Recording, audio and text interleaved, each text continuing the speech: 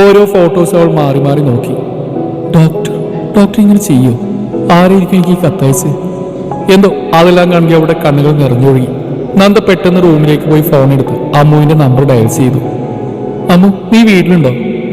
ഞാൻ എവിടെ പോകാനാ? വീട്ടിൽ തന്നെ ഉണ്ടടി. ഓക്കെടി, ഞാൻ അങ്ങോട്ട് വരാം, എനിക്കൊരു കാര്യം പറയാനുണ്ട്. അതും പറഞ്ഞ് അമ്മുവിനൊന്നും പറയാൻ ഇട കൊടുക്കാതെ നന്ദ ഫോൺ കട്ടാക്കി. അവൾ അച്ഛനെ വിളിച്ച് അമ്മുവിന്റെ വീട്ടിലേക്ക് പോവുകയാണെന്ന് അറിയിച്ചു. പെട്ടെന്ന് റെഡിയായി ഫോട്ടോസും കത്തും ബാഗിലേക്ക് വെച്ച് വീടെല്ലാം പൂട്ടി ബസ് സ്റ്റോപ്പിലേക്ക് നടന്നു.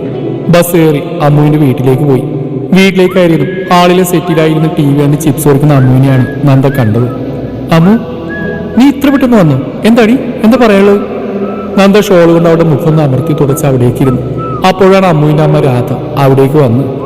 ആ, നന്ദമോളായിരുന്നു. മോളിപ്പോ ഇങ്ങോട്ട് കാണാനേ ഇല്ലല്ലോ, രാധ ഒരു പരിഭവത്തോടെ പറഞ്ഞു. കോളേജിൽ അവധി കിട്ടുമ്പോഴൊക്കെ ഓരോരോ തിരക്കുകൾ വരികാതമ്മേ. മോളുടെ കല്യാണം ഉറപ്പിച്ചല്ലേ? ഇവിടെ ഞാൻ ഈ പെണ്ണിനോടും പറയുന്ന കല്യാണക്കാരി ആര് കേൾക്കാൻ? പറഞ്ഞു ഞാൻ മടുത്തു. ഈ അമ്മയോട് ഞാനും പറഞ്ഞു മടുത്ത കാര്യം. എനിക്ക് 19 വയസ്സേ ആയിട്ടുള്ളൂ. ഞാൻ പഠിച്ച് നല്ല രീതിയിലൊന്നും എത്തട്ടെ, എന്നിട്ട് കല്യാണം ആലോചിക്കാന്ന്. അമ്മ പോയി ഇവർക്ക് കുടിക്കാൻ എന്തിനെടുത്ത്? രാധ അടുക്കളയിലേക്ക് പോയത് നന്ദ ബാഗിൽ നിന്ന് ഫോട്ടോസും കത്തുമെല്ലാം എടുത്ത് അമ്മുവിനെ കാണിച്ചെല്ലാം വിവരിച്ചു കൊടുത്തു. ഞാൻ ഡോക്ടറിന്റെ കൂടെ ഈ ഫോട്ടോയിൽ കാണുന്ന പെൺകുട്ടി ഒരിക്കൽ കണ്ടിട്ടുണ്ട്.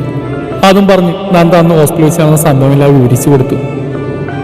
എന്നാലും ആരേക്കും വെൽവിഷർ എന്തോ അയാൾ ഈ കല്യാണം നടക്കരുതെന്ന് ആഗ്രഹിക്കുന്നുണ്ട്. അതെന്തുകൊണ്ടാണെന്ന് അറിയില്ല. ബിസിനസ്മാൻ അല്ലേ, ഒരുപാട് ശത്രുക്കൾ കാണും. അവരിൽ ആരെങ്കിലും ഒപ്പിച്ച പണിയായിരിക്കും. ഞാനിന്ന് രമ്യ ചേച്ചി വിളിച്ചു നോക്കട്ടെ. ചേച്ചി AV കൺസ്ട്രക്ഷൻസിലാണ് വർക്ക് ചെയ്യുന്നത്. ആദിദേവ് വിഷ്ണുവർദ്ധനെ കുറിച്ച് ചോദിച്ചു നോക്കാം. അമ്മു പറഞ്ഞു. നന്ദു തലയാട്ടി. അമ്മു ഫോൺ എടുത്തു രമ്യയുടെ നമ്പർ ഡയൽ ചെയ്ത് ചെവിയിലേക്ക് വെച്ച് പുറത്തേക്ക് ഇറങ്ങി.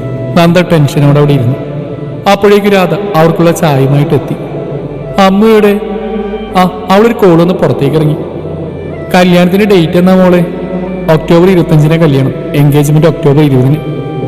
ഇനിയിപ്പോ അധിക സമയമില്ലല്ലോ. കല്യാണം വിളിയൊക്കെ തുടങ്ങിയോ? നന്ദൊന്ന് മൂളി. രാധ ഓരോന്ന് ചോദിക്കുമ്പോൾ നന്ദയുടെ മനസ്സ് മുഴുവൻ ആ ഫോട്ടോയിൽ കുടുങ്ങിക്കിടക്കുകയായിരുന്നു. അതൊന്നും സത്യമാവില്ല എന്ന് അവൾ മനസ്സിൽ ആഗ്രഹിച്ചു. നന്ദയുടെ കണ്ണുകൾ ഇടയ്ക്കിടക്ക് അമ്മു വരുന്നുണ്ടോ എന്നറിയാനായി വാതിൽ ഭാഗത്തേക്ക് പോയി. അടുക്കളയിൽ നിന്നും പ്രഷർ കുക്കർ വിസിലടിച്ച് രാധ അടുക്കളയിലേക്ക് പോയി. അപ്പോഴാണ് ഫോൺ കോൾ കഴിഞ്ഞ് അമ്മു അകത്തേക്ക് വന്നു. അമ്മു, ചേച്ചി എന്ത് പറഞ്ഞു? നീ ഡോക്ടർക്ക് അങ്ങനെ വൃത്തിയുടെ സ്വഭാവമില്ലെന്നാ ചേച്ചി പറഞ്ഞു. എത്ര പേര് സാറിന്റെ പുറകിൽ നടക്കുന്നുണ്ടെന്ന് അറിയാമോ? അയാൾ കണ്ട ഭാഗം നടിക്കില്ല പോലും. പിന്നെ ഈ പ്രിയയെക്കുറിച്ച് ഞാൻ ചോദിച്ചിരുന്നു. അവൾ അങ്ങയുടെ പുറകെ ഇഷ്ടം പറഞ്ഞ് കുറെ നടന്നിട്ടുള്ളതാ. ന്യൂസ് പേപ്പറിൽ കൂടെ വെക്കുന്ന അലക്സ് തന്നെയാണ് അവൾ കിട്ടിയത്. എന്നാൽ ഈ ഫോട്ടോസ്? നന്ദ സംശയത്തോടെ ചോദിച്ചു. ഈ കാലത്ത് ഇങ്ങനെ ഫേക്ക് ഫോട്ടോസ് ഉണ്ടാക്കാനാണ് പ്രയാസം. രമ്യ ചേച്ചി കുറെ കാലത്ത് അവിടെ കമ്പനിയിൽ വർക്ക് ചെയ്യുന്ന ചേച്ചി 100% ഉറപ്പിച്ച് പറയുന്ന സാറിനൊരു ദുഷിയിലോ ഇല്ലെന്ന്. നിനക്ക് ഇനിയൊരു ഉറപ്പുണ്ടെങ്കിൽ നമുക്ക് ഡോക്ടറെ നേരിട്ട് കാണാം. എന്തേ? അത് വേണോ? സംശയങ്ങൾക്ക് അപ്പപ്പോൾ ക്ലിയർ ചെയ്ത് പോകുന്നത് നല്ലത്. ഡോക്ടറെ കൂടി കാണിച്ചാൽ ഈ പണി ചെയ്യുന്ന ആരാണെന്ന് അറിയാൻ പറ്റുമെങ്കിലോ? നീ ഇവിടെ ഇരിക്കും, ഞാൻ പെട്ടെന്ന് റെഡി ആയിട്ട് വരാം. വേണ്ടടി, എനിക്കെന്തോ അവിടേക്ക് പോകാനൊരു മടി. അതുകൊള്ളാം, നിന്റെ ഭാവി ഭർത്താവാൻ പോകുന്നയാളാ. അപ്പോഴേ ഇങ്ങനെ മഴ പിടിച്ചിരുന്നിട്ടൊരു കാര്യമില്ല. ഞാൻ ഇപ്പം എത്താം. അതും പറഞ്ഞ് അമ്മ റൂമിലേക്ക് പോയി റെഡിയായി വന്നു. അമ്മയോട് പറഞ്ഞവർ AV ഹോസ്പിറ്റലിലേക്ക് പോയി. നന്ദ പോവേണ്ടെന്ന് പലപ്പോഴും പറഞ്ഞിട്ടും അമ്മ പോകണമെന്ന വാശിയിൽ ഉറച്ചു നിന്നു. പിന്നീട് നന്ദ ഒന്നും പറയാൻ നിന്നില്ല. ഹോസ്പിറ്റലിൽ വന്നിറങ്ങി അവർ റിസപ്ഷനിലേക്ക് പോയി. ഡോക്ടർ ആദിദേവ് വിഷ്ണുവർദ്ധൻ ഉണ്ടോ? ഉണ്ട്. അപ്പോയിന്റ്മെന്റ് എടുത്താണോ? അല്ല. പേഷ്യന്റ് നെയിം പറയൂ.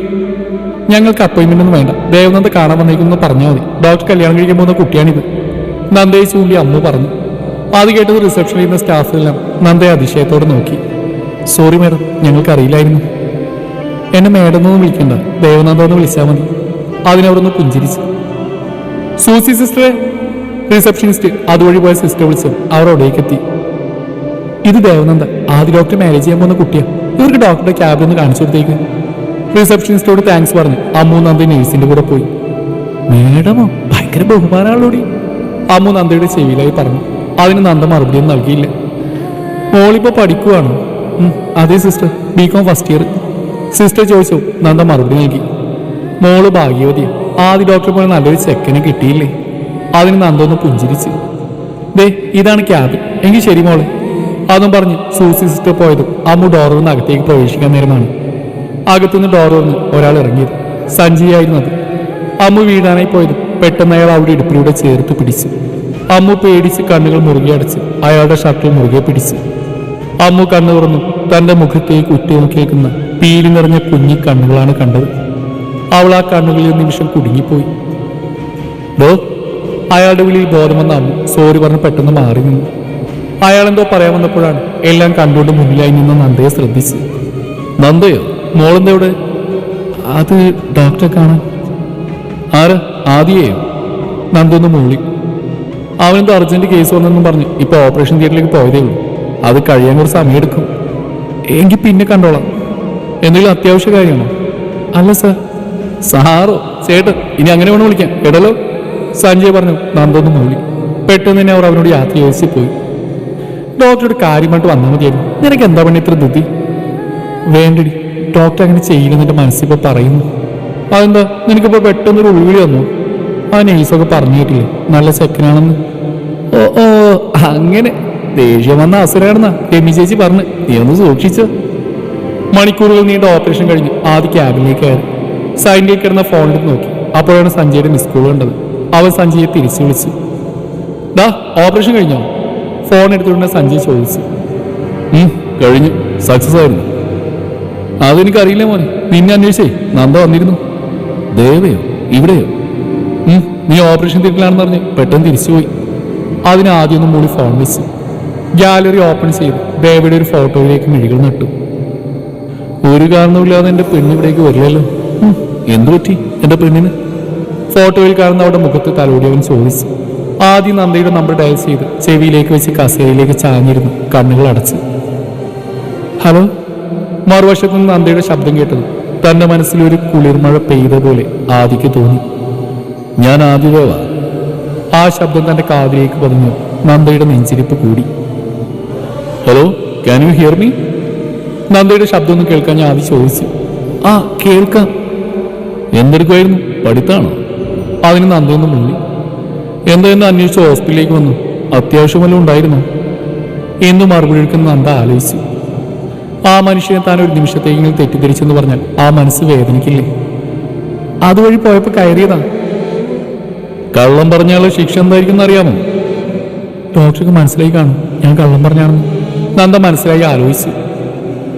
പറയടൂ, അറിയാമോ? നന്ദ മറുപടി നൽകാത്തോണ്ട് ആദി വീണ്ടും ചോദിച്ചു.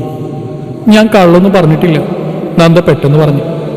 അതിന് താൻ കള്ളം പറഞ്ഞെന്ന് ഞാൻ പറഞ്ഞില്ലല്ലോ. അതിനുള്ള ശിക്ഷ എന്താണെന്ന് അറിയാമെന്ന് ചോദിച്ചില്ലേ ഉള്ളൂ. അറിയില്ല. ആ ചെഞ്ചുണ്ടുകളുണ്ടല്ലോ, അത് ഞാനും കടിച്ചെടുക്കും. അത് കേട്ടതും നന്ദ പെട്ടെന്ന് ചുണ്ടുകൾ പൊത്തിപ്പിടിച്ച്. മറുഭാഗത്ത് ആദിയുടെ അടക്കി പിടിച്ച് ചിരി കേട്ടു. എന്തിനാ ചിരിക്കുന്നേ? മോളെ കൈമാറ്റിക്കേ. നന്ദ ചുറ്റൊന്ന് വീക്ഷിച്ചു. നീ ചുറ്റും നോക്കണ്ട, എനിക്കറിയാം നീ എന്തൊക്കെ കാണിക്കുന്നു. പഠിക്കില്ലായിരുന്നു, പോയി പഠിച്ചു. ഞാൻ പിന്നീട് വിളിക്കാം. അതും പറഞ്ഞ് ആദ്യ ഫോൺ കട്ടാക്കി. ഡോക്ടർ എന്താ പറഞ്ഞു?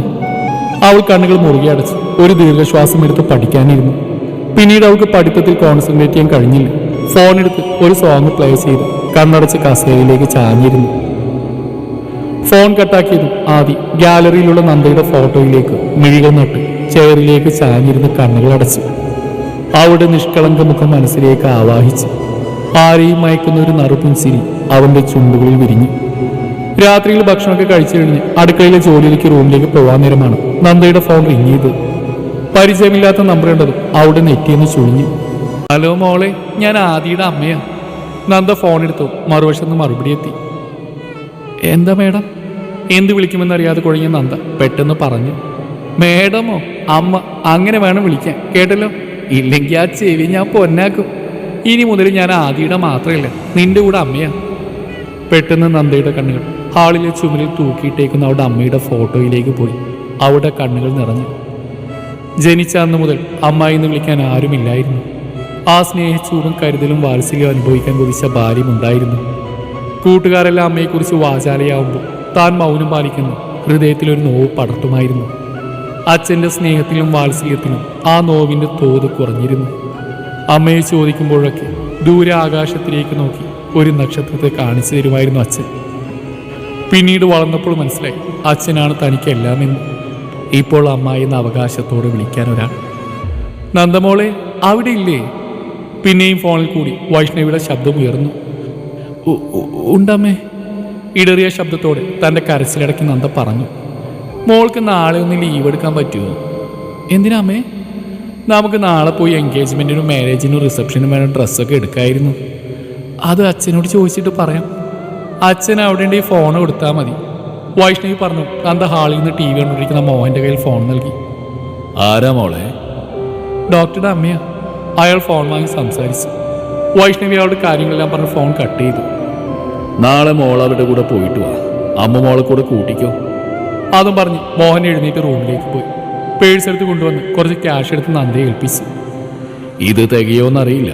ഞാൻ സുധാകരൻ ചേട്ടനോട് കുറച്ച് ക്യാഷ് ചോദിച്ചിട്ടുണ്ട്. നാളെ രാവിലെ കിട്ടും. അവർ എത്രയൊക്കെ നമ്മളെ സഹായിക്കാമെന്ന് പറഞ്ഞാലും ഇതൊക്കെ എൻ്റെ കടമ തന്നെയല്ലേ. പെട്ടെന്നൊരു കല്യാണമൊക്കെ വേണമായിരുന്നു അച്ഛാ. എന്താ മോളെ ഇത്? എന്നാണെങ്കിലും വേണ്ടതല്ലേ കല്യാണം. ഇതിപ്പോൾ ഇതിലും നല്ലൊരു ആലോചന വേറെ കിട്ടില്ല. മോളൊന്നും ആലോചിക്കാതെ പോയി കിടന്നുണിക്കേ. നന്ദയുടെ തലയിലായി തലോടി മോഹൻ പറഞ്ഞു. റൂമിലെത്തിയ നന്ദ ഫോണെടുത്ത് അമ്മുവിനെ വിളിച്ച് നാളെ ഡ്രസ്സ് എടുക്കാൻ പോകുന്ന കാര്യം അറിയിച്ചു. രാവിലെ തന്നെ അമ്മു നന്ദയുടെ വീട്ടിലെത്തി. ഡി ഏത് ടെക്സ്റ്റൈൽസിലേക്കാന്ന് പറഞ്ഞു. അയ്യോ ഇല്ല, ഞാനത് വിട്ടുപോയി. ഞഞ്ഞായി, നീ പിന്നെ എവിടെ പോകാൻ റെഡിയായി നിൽക്കുക? ആര് വിളിച്ച് ചോദിക്ക്. അമ്മ പറഞ്ഞു. നന്ദ ഫോണെടുത്ത് വൈഷ്ണവി വിളിച്ചു. ഹലോ അമ്മേ, ഞാൻ ദേവനന്ദയാ. മനസ്സിലായി മോളെ. റെഡിയായോ? ആ, ഏത് ടെക്സ്റ്റൈൽ ഷോപ്പിലേക്കാണ് പോകുന്നേ? മോള് വീട്ടിൽ തന്നെ നിന്നാൽ മതി, ഞങ്ങൾ അവിടേക്ക് ഇപ്പോൾ എത്തും. അതും പറഞ്ഞവൾ ഫോൺ വെച്ചു. എന്തു പറഞ്ഞടി? അമ്മ ഇവിടേക്ക് വന്നുകൊണ്ടിരിക്കുകയാണ്. എങ്ങനെയുണ്ട് ഭാവി അമ്മായിയമ്മ? പാവാടി. അവർ ഓരോന്ന് പറഞ്ഞ് ഹാളിലിരുന്നു. രാവിലെ തന്നെ മോഹൻ സുധാകരനെ കാണാൻ പോയിരുന്നു. പുറത്തു പോയിരുന്ന മോഹൻ നന്ദയുടെ കയ്യിലേക്ക് കുറച്ച് കാശ് ഏൽപ്പിച്ചു. മുറ്റത്ത് കാറ് വന്നിരുന്ന ശബ്ദം കേട്ടത് മൂവരും പുറത്തേക്ക് ഇറങ്ങി. ഫ്രണ്ട് ഡോർ തുറന്ന് വൈഷ്ണവി ഇറങ്ങി. അവരെ നോക്കി പുഞ്ചിരിച്ചു. ഡ്രൈവർ സീറ്റിൽ നിന്ന് ഇറങ്ങിയ ആളെ കണ്ടത് നന്ദയുടെ കണ്ണുകൾ വികസിച്ചു. ഹൃദയമിടിപ്പ് കൂടി. അവളുടെ കൈകൾ അടുത്തായി നിന്ന് അമ്മുവിന്റെ കൈകളിൽ മുറുകി. ആദിയായിരുന്നു. അവന്റെ കണ്ണുകൾ നന്ദയിൽ പതിഞ്ഞു. അവളെ നോക്കി മനോഹരമായി പുഞ്ചിരിച്ചു. ബ്ലാക്ക് ഷർട്ടും ഗ്രേ പാൻറ്റുമാണ് വേഷം. ആ വേഷത്തിൽ ആദി സുന്ദരനായിരുന്നു.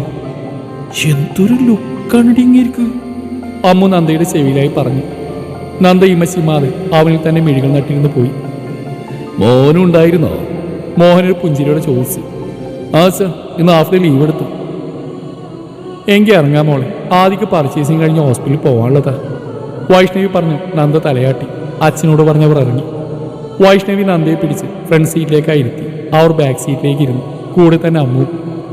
ആദ്യ ഡ്രൈവർ സീറ്റിലേക്ക് കയറി നന്ദയെ നോക്കി പുഞ്ചിരിച്ച് അവളുടെ അടുത്തേക്ക് ചാഞ്ഞു വന്നു. പെട്ടെന്ന് നന്ദ ഞെട്ടി ബാക്കിലേക്ക് ചാഞ്ഞു. അവൻ സീറ്റ് ബെൽറ്റ് ഇട്ട് കൊടുത്തു. അവൾ ശ്വാസം വിട്ടുപോയി. അവളുടെ മുഖഭാവം കണ്ട് ആദി ചിരിച്ചുപോയി. ആദി വണ്ടി ഡ്രൈവ് ചെയ്യുമ്പോഴും ഇടയ്ക്കിടെ കണ്ണുകൾ പാളി നന്ദയിൽ വീണുകൊണ്ടിരുന്നു. അവളുടെ മുഖത്തെ പരിഭ്രമം അവൻ മനസ്സിലാക്കി. അവൻ പുറകിലേക്ക് തിരിഞ്ഞു നോക്കി. അമ്മുവും അമ്മയും ഭയങ്കര വർത്തമാനത്തിലാണ്. അവൻ ഇടത് കൈ നീട്ടി നന്ദയുടെ കൈകളിൽ അമർത്തി പിടിച്ച്. നന്ദ പിടച്ചിലോടെ കണ്ണുകൾ ഉയർത്തി അവനെ നോക്കി. അവൻ അവളെ നോക്കി കണ്ണു ചിമ്മി കാണിച്ചു. കൈ വലിച്ചെടുക്കാൻ അവൾ ശ്രമിക്കും തോറും ആദിയുടെ കൈകൾ അവളിൽ മുറുകി. അവൾ ദയനീയമായി അവനെ നോക്കി. പ്ലീസ്, ചെറുതായി ചുണ്ടനക്കി അവൾ പറഞ്ഞു. അവളുടെ മുഖഭാവം കണ്ടതും അവൻ ഒന്നുകൂടെ ആ തണുത്ത കൈകളിൽ അമർത്തി മൃദുവായി തലോടി സിരിയോടെ കൈകൾ പിൻവലിച്ചു. അവളുടെ മുഖം ചുമന്ന് തുടുത്തു. അവൾ പുറകിലേക്ക് തിരിഞ്ഞു നോക്കി. അവരിപ്പോഴും സംസാരത്തിൽ തന്നെയാണ്. ഒന്നും കണ്ടില്ലെന്ന ആശ്വാസത്തിൽ അവൾ ദീർഘശ്വാസം വിട്ട് പുറത്തെ കാഴ്ചകളിലേക്ക് മിഴികൾ നട്ടു. അപ്പോഴും അവളുടെ ഹൃദയമിടിപ്പ് ഉയർന്നു തന്നെ നിന്നിരുന്നു. വൈഷ്ണവി ആദിയുടെ മുഖത്തേക്ക് നോക്കി. അവന്റെ ചുണ്ടിൽ മനോഹരമായി ചിരി വിരിഞ്ഞിരുന്നു. കള്ളച്ചക്ക്, എന്നും എൻ്റെ മോനിങ്ങനെ സന്തോഷത്തോടെ ഇരിക്കണേ ഭഗവാനെ, അവർ മനസ്സിലായി പ്രാർത്ഥിച്ചു. AV ടെക്സ്റ്റൈൽസിന്റെ പാർക്കിംഗ് ഏരിയയിൽ ആദി കാർ കൊണ്ട് നിർത്തിയതും എല്ലാവരും പുറത്തേക്ക് ഇറങ്ങി. ആദി മുന്നിലായി നടന്നു. തൊട്ടു പുറകിലായി തന്നെ വൈഷ്ണവി. എന്തായിരുന്നു കാറിൽ? അമ്മു നന്ദയുടെ ചെവിയിലായി ചോദിച്ചു. അത് കിടന്ന് തപ്പിപ്പൊറുക്കണ്ട, വാ. അമ്മയുടെ കയ്യിൽ പിടിച്ച് വലിച്ച് മുന്നിലേക്ക് നടന്നു. ആദിയെ കണ്ടതും കടയുടെ മാനേജർ ഹസ്തദാനം നൽകി സ്വീകരിച്ചു. Good morning sir. Good morning. New collections എല്ലാം എത്തിയില്ലേ? ഇന്നലെ നൈറ്റ് തന്നെ എത്തിയിട്ടുണ്ടായിരുന്നു. വരൂ സാർ, 3rd ഫ്ലോറിലാണ് വെഡിങ് സെക്ഷൻ. ആദ്യയാളുടെ കൂടെ നടന്നു. തൊട്ടു പുറകിൽ തന്നെ ബാക്കിയുള്ളവരും ഗിഫ്റ്റിൽ കയറി 3rd ഫ്ലോറിലായി ഇറങ്ങി. മാനേജർ ആ ഫ്ലോറിലെ സ്റ്റാഫിനെ കാര്യങ്ങളെല്ലാം ഏൽപ്പിച്ച് പോയി. ആദ്യം എൻഗേജ്മെൻറ്റ് ഡ്രസ്സ് നോക്കാം, ലെഹങ്ക എടുക്കാം. അതുപോലെ മോളെ, വൈഷ്ണവി ചോദിച്ചു. കൈയുള്ള കാശ് തികയുമെന്ന ചിന്തയിലാണ് നന്ദ. അവൾ വൈഷ്ണവിയെ നോക്കി ദയനീയ ഭാഗത്തോട് തലയാട്ടി കാണിച്ചു. സ്റ്റാഫ്സ് ഓരോ മോഡൽ ഡ്രസ്സിൽ കാണിച്ചു കൊടുത്തു. നന്ദയുടെ കണ്ണുകൾ അതിൻ്റെ പ്രൈസ് ടാഗിലേക്ക് പോയി. എല്ലാം 25,000 രൂപയ്ക്ക് മുകളിൽ വരുന്ന ഡ്രസ്സുകളാണ്. അമ്മു വൈഷ്ണവി കാര്യമായി നോക്കുന്ന തിരക്കിലാണ്. ഒരു ദിവസം ഇടാനായി ഇത്രയും വില കൂടിയത് വാങ്ങേണ്ട കാര്യം എന്താ? നന്ദ മനസ്സിലായി ആലോചിച്ചു. എന്തേ ഒന്നും ഇഷ്ടായില്ലേ? കാതോരം ചൂട് ശ്വാസത്തോടൊപ്പമുള്ള ഒരു ശബ്ദം കേട്ടതും നന്ദ പിന്നിലേക്ക് നോക്കി. ആദ്യം ഒന്ന് അവളെ നോക്കി പുഞ്ചിരിച്ചു.